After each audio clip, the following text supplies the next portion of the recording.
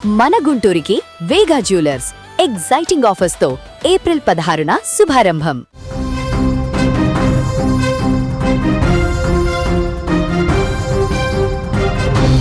పశ్చిమాసియా నివురుగప్పిన అగ్ని జ్వాలలా రగిలిపోతోంది. ప్రపంచ చమురు రవాణాకు గుండెకాయ లాంటి హార్ముజ్ జలసంధి ఏ క్షణమైనా బద్దలయ్యే అగ్నిపర్వతంలా కనిపిస్తోంది.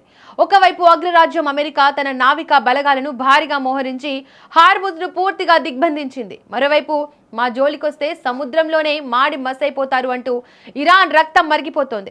ఇప్పుడు ఏ నౌక పేలుతుందో, ఎప్పుడు గల్ఫ్ జలాల్లో నెత్తురు పారుతుందో తెలియని భయంకరమైన యుద్ధ వాతావరణం నెలకొంది. అసలు హార్ముజ్లో ఏం జరుగుతోంది? పశ్చిమాసియా ఎందుకు రగులుతోంది? ఇరాన్ ఆర్థిక వ్యవస్థను దెబ్బతీయడమే లక్ష్యంగా అమెరికా కఠినమైన నిర్ణయాలు తీసుకుంది. ఇరాన్ పోర్టులకు వెళ్లే నౌకల రాకపోకలను అగ్రరాజ్యం పూర్తిగా బంద్ చేసింది. హార్ముజ్ జలసంధిని చుట్టుముట్టిన అమెరికా నావికా దళం ఇరాన్ ఓడరేవులు తీర ప్రాంతాలకు వెళ్లే ప్రతి నౌకను ఎక్కడికక్కడ అడ్డుకుంటోంది. ఇందుకోసం మునుపెన్నడూ లేని స్థాయిలో భారీగా బలగాలను మోహరించింది. పరిస్థితులు ఇంతటితో ఆగిపోలేదు. ఇరాన్ తన మాట నిలబెట్టుకోలేదు.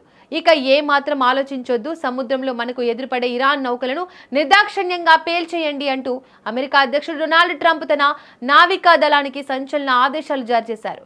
ట్రంప్ ఆర్డర్స్ తో అమెరికా వార్షిప్స్ ఇరాన్ ను టార్గెట్ చేస్తూ బరిలోకి దిగాయి. మరోవైపు అమెరికా దూకుడుపై టెహ్రాన్ అత్యంత తీవ్రంగా స్పందించింది. తమ పోర్టులను బంధిస్తే చేతులు కట్టుకుని చూస్తూ ఊరుకునేది లేదని తేల్చి చెప్పింది.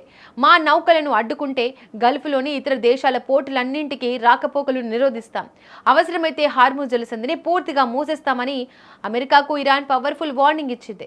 అమెరికా బలగాలు తమ జలాల్లోకి చొరబడితే ఏ నౌకనైనా సముద్రంలోనే ముంచేస్తామని ఇరాన్ మిలిటరీ హెచ్చరిస్తోంది. ఈ కౌంటర్లు ఎన్కౌంటర్లతో ఇరు దేశాల మధ్య ఉద్రిక్తతలు తారస్థాయికి చేరుకున్నాయి. హార్ముజ్ జలసంధి ప్రపంచంలోనే అత్యంత కీలకమైన వాణిజ్య మార్గం. చమురు రవాణాలో దాదాపుగా 20% పైగా ముడి చమురు ఈ ఇరుకైన జలసంధి గుండానే వెళ్ళాలి.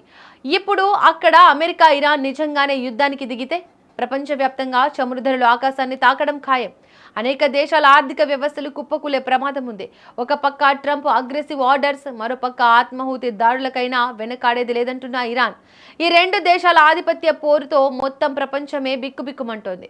మరి పశ్చిమాసియాలో రగులుతున్న ఈ యుద్ధం ఎటు దారితీస్తుందనుకుంటున్నారు? అమెరికా ఇరాన్ వ్యవహార శైలిపై మీ అభిప్రాయాన్ని కింద కామెంట్ బాక్స్లో తెలియజేయండి.